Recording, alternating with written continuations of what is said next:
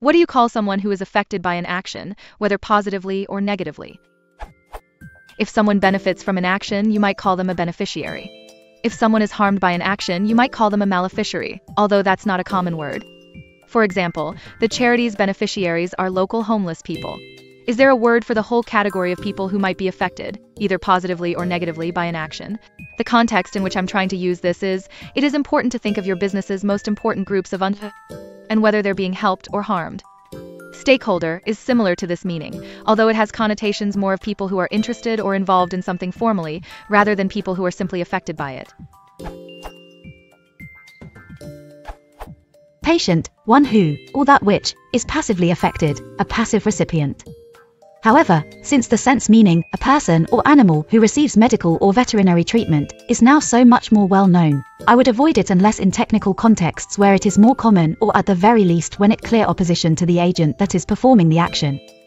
I would rephrase to use something like, those affected, or similar.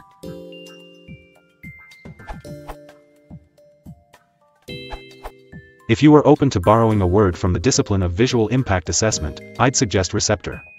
The standard text for Landscape and Visual Impact Assessment is the Guidance for Landscape and Visual Impact Assessment 3rd ed., not available in digital format, which gives the following definition. Visual receptors individuals and/or defined groups of people who have the potential to be affected by a proposal. The more usual definition of receptor is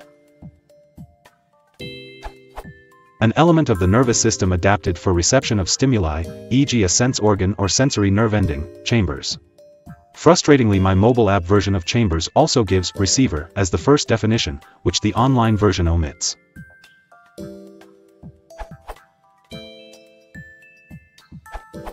You call them the affected, as a noun, describing the person. That is the word of choice employed by persons who prepare legal documents filed in a court of law. It is the ontologically correct word of choice for characterizing someone who has been influenced positively or negatively by the action of another absent any influence of their own.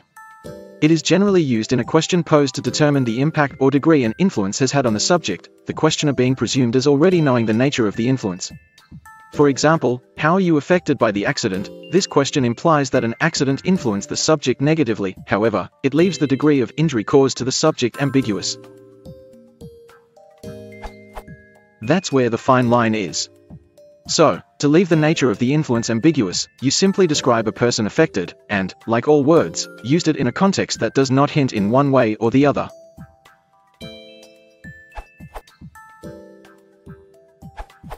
It is important to think of your business's most important client groups and whether they're being helped or harmed.